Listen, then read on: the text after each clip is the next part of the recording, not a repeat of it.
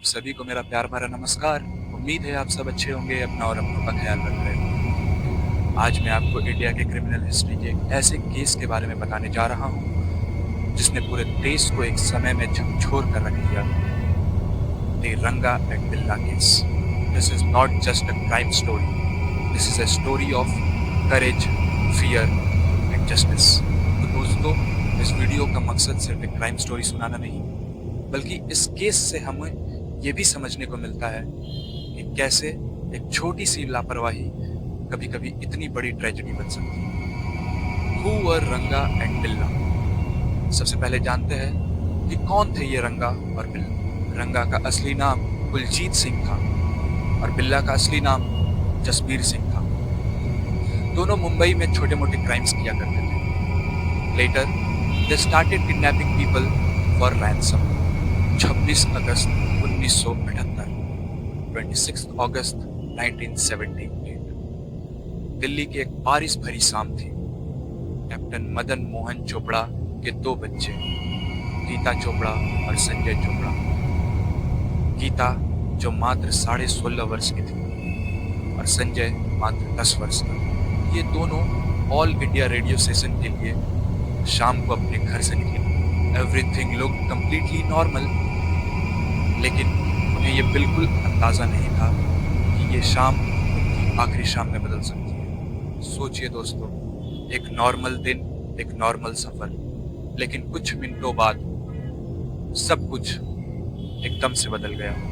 दोनों भाई बहन गोल डाक थाना के पास एक ऑटो रिक्शा या लिफ्ट का वेट कर रहे थे। तभी एक पीले कलर की फिएट कार उनके सामने आकर रुकती है और ड्राइवर उन्हें लिफ्ट का ऑफर करता है। संजय और गीता दोनों उस गाड़ी में बैठ जाते हैं। उस दौर में लिफ्ट लेना आम बात थी, क्योंकि लोग एक दूसरे पर भरोसा किया करते थे। कुछ देर बाद गीता को ये फील होता है कि समथिंग इज रॉन्ग। गाड़ी ऑल इंडिया रेडियो की तरफ नहीं जा रही थी। दोनों ने इसका विरोध किया, दरवाजा खोलने की कोशिश की और मदद के लिए भी चिल्लाया।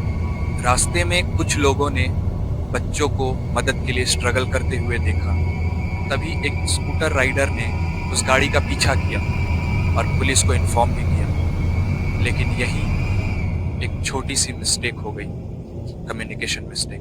पुलिस के द्वारा कार नंबर लिखते वक्त एक कैरेक्टर गलत लिख लिया गया और इसी वजह से इन्वेस्टिगेशन में काफी देरी भी हुई। अब कहानी उस मोड़ पर पहुंच गई थी जहां से वापस लौटना मुमकिन नहीं था। गाड़ी रिच रोड के एक सुनसान रास्ते में जाकर रुकती है। जब किडनैपर्स को ये पता चला कि वो बच्चे किसी बिजनेसमैन के बच्चे नहीं, एक नेवी ऑफिसर्स के बच्चे हैं, तो उन्हें लगा रैंसम मिलना बड़ा मुश्किल होगा। तभी रंगा और बिल्ला ने दोनों बच्चों पर घातक हमले शुरू कर दिए।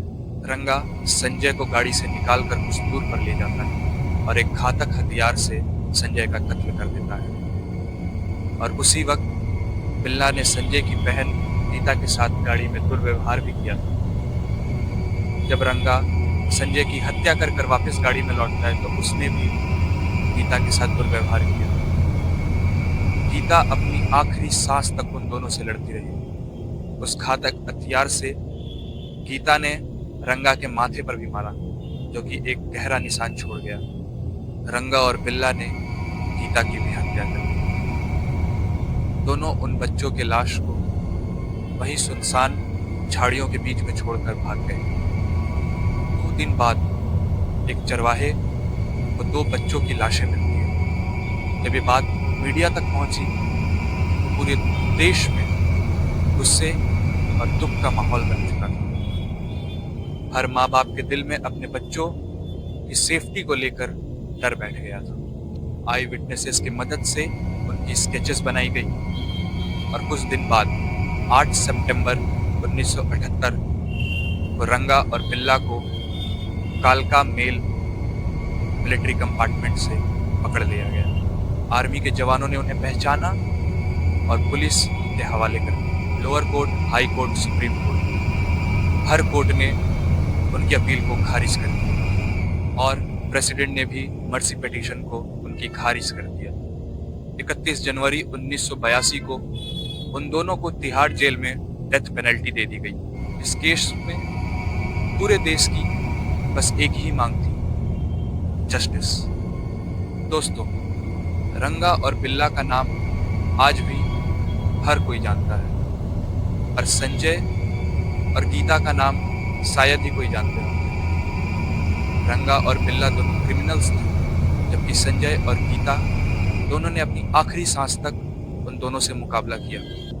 इस कहानी का सबसे बड़ा लेसन ये है कि अपनी सेफ्टी को कभी भी हल्के हाथों में मत लिया कीजिए और किसी भी अनजान लोगों पर कभी भरोसा ना किया करें। तो मैं अपनी इस कहानी को यही समाप्त करता हूँ। अगर आपको वीडियो अच्छा लगे तो लाइक करें और चैनल को सब्सक्राइब जरूर करें। धन्यवाद।